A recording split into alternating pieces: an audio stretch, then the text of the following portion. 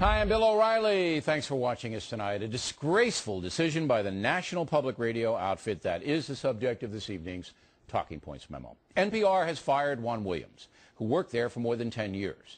You may remember that in February 2009, NPR warned Juan not to advertise his association with them on this program. And now, NPR has terminated Juan's contract because he said this on The Factor. I mean, look, Bill, I'm not a bigot. You know the kind of books I've written about the civil rights movement in this country.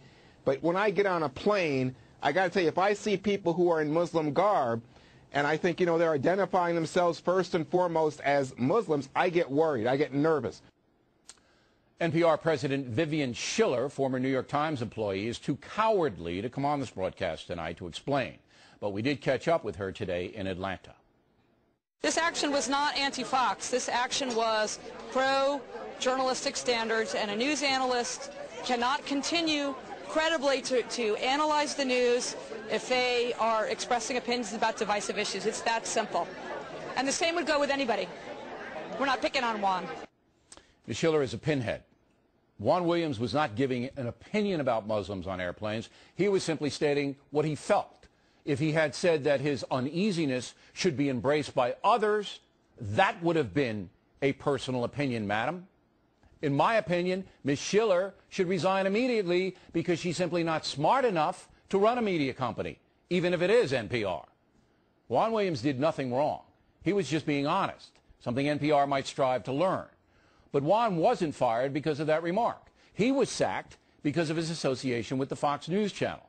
A few days ago, NPR accepted $1.8 million from far-left bomb thrower George Soros. That in itself is a disgrace because NPR also takes taxpayer money. Now, the National Public Radio crew is in bed with the radical Soros? Talk about a lack of standards. Talking Points is calling for an immediate suspension of all public money going to NPR. And we understand that Senator Jim DeMint will introduce legislation to defund that enterprise. No taxpayer dollars should be going to an outfit that abuses freedom of speech. This is like the Acorn deal. No more money to NPR.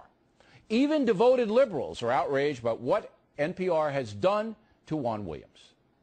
Here on The View, we have our great opinions, but in all of our opinions, it seems, the firing of Juan was a total mistake and sends the wrong message. And NPR, get yourself together, because we all got to work on this together. NPR has now devolved into a totalitarian outfit functioning as an arm of the far left. There's no question about that. As a corporation, NPR has the right to do what it wants, but it does not have the right to any of our tax dollars. It should compete in the private marketplace, but I guarantee you if NPR did that, it would go the way of Air America and file for bankruptcy. There is no excuse for this in America.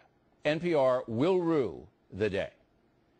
And that's a memo. Now for the top story tonight. Let's bring in the guy causing all the trouble, Fox News analyst Juan Williams. First of all, I'm sorry about this. I know, I don't have any use for NPR, but you worked there a long time. And I know, you're sad and emotional about it. But believe me, you're better off getting out of there. You're better off. Let's walk through.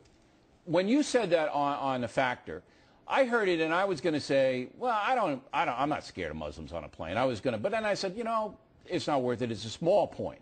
It's a small point. It was. Just saying what I felt. Yeah. First of all, millions of Americans feel the same way. That's beyond a reasonable doubt. So you say it.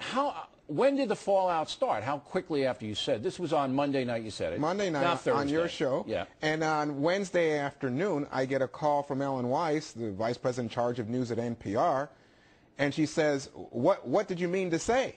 And I said what I meant to say. All right, so it took them 36 hours to get to you. 36 hours. Not to get to me. They didn't get to me any time. I worked with them. No, they know but how to reach me. You didn't hear anything for 36 hours. Nothing. In fact, you know what that tells me? What? Somebody put heat on them. Oh, yeah, without a doubt. Because if they had heard it and there had been so much outrage, you would have heard Tuesday morning. Oh, I would have heard that night. But I'm saying, you're exactly right. All of a sudden, let me tell you, I was in Chicago on Tuesday, and people were coming up to me to say, and this was a Muslim guy telling me about how his kids, have fears and about being identified as Muslims. Thank you for what you said on O'Reilly last night. This is in O'Hare Airport. And then that night, I start to see in my mailbox emails from, and clearly orchestrated by a Muslim rights group, saying that I am a bigot. Care. That's what did it. Exactly. Care. Okay, so they got to NPR, and then these pinheads who probably never even watched this program, and they know what you said, they start to make this determination. And people should know that Juan was very sympathetic, by the way, to Muslims during that interview. He didn't hammer them at all. No, I mean, this is the irony of the thing. I mean, they take something totally out of context, like one word or one line, and they forget the fact that here I am engaging you, Bill O'Reilly, right? And we're having an honest discussion. This is what America should be. People having a real debate and telling you, as you pointed out rightly in the Talking Points memo, this is what I felt. If I have wasn't an opinion. No. And that's where this Schiller, do you know this woman, by the way? I've met her. I mean, this woman is stone cold dumb. And I'm not saying with all due respect. She says, well, Williams you're not allowed to give personal opinions as an NPR analyst. You're not allowed to give personal opinions. We don't want personal opinions. You weren't given an opinion. Never. You were saying, look, this is how, if you had said after that, and I think all Americans should feel the same way that I do, that would have been an opinion. No. This woman doesn't understand what a feeling is, this is how I'm feeling, and as opposed to an opinion. Okay. She must not have lived in America after 9/11. It's further than that. Then she goes on and gives a speech today. Oh, I know about it. Okay? Yeah. And listen to this clip. Roll it. Juan feels the way he feels. That is not for me to pass judgment on. That is really his feelings that he expressed on Fox News are really between him and his, psychiatrist or his publicist or take your pick. But it is not compatible with a news analyst with the role of a news analyst on NPR's air. Are you kidding me? I mean, so now I'm a psychiatrist. Now I am mentally unstable. And this is the woman who's running this operation. Oh my God! I mean, come on. It is. It's unbelievable. So that's insult. So now it becomes personal. She apologized. She did not to me. Well, okay, that's a good point. She apologized to. All right, look. I'm not here to assassinate Ms. Schiller's character. I think she's a coward. She could have come on here. She didn't. She fired you. She didn't talk to you. Somebody else did, an underling, right? Yeah, and in fact, I said to them, why can't I even come in and talk to you? This is, I've been there 10 years. I've taken shows at that network to unprecedented heights. I've served key roles there, raised tons of money for them. She wouldn't even talk to you. So she's a coward. She said I couldn't even come in to talk to the assistant. I never even got a word from Ms. Schiller. Now, you haven't raised this, and I want everybody to know. Juan hasn't raised this. But about a year ago, the Society of Black Journalists chastised NPR for not having any black journalists. You're the only one, Williams. I'm the only black male on the air at NPR. And now you're gone because you offered a sincere, honest opinion, and you didn't celebrate the opinion. You didn't say, I'm happy I feel this way. No. And I'm wondering now where Al Sharpton and all these guys are going to get involved here. They don't have any black men on the air at NPR. You know what? I don't fit in their box, Bill. No, I know that. I don't fit in their box. I'm not predictable, black, liberal. And let me tell you something else. You were exactly right when you said, you know what this comes down to? They were looking for a reason to get rid of me because I appear on Fox News. That's right. They don't want me talking to you. Here's backup. The Media Matters group, okay, which Soros gave $1 million to in addition to the $1.8 million, and we'll get to that with Rove in a moment. They called today for Mara Liasson, who's a Fox News analyst, to be fired from NPR as well. You telling me that this guy isn't pulling the strings over there at NPR? 1-8? He gives them 1-8, and then a week later, you're gone? Come on. Money talks. You bet. I mean he's the puppeteer, right? Wake up and smell the corruption. But, it's just so unbelievable because I have always thought of journalism in a way as a priesthood, that you honor it, that you protect it.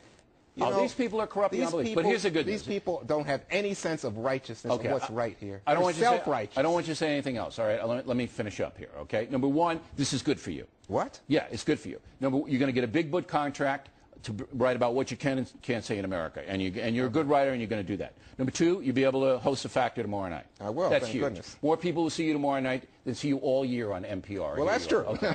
All right, so that's good. Okay, number three, everybody likes you now. Okay, before it was like, I don't know whether I like this Juan Williams. Now everybody likes you. Okay, everybody who counts. Number four, Congress is going to defund NPR. They're going to lose all their public funding. And you did it, Williams. Okay, you did it. So this is all good for you. All right, you got it?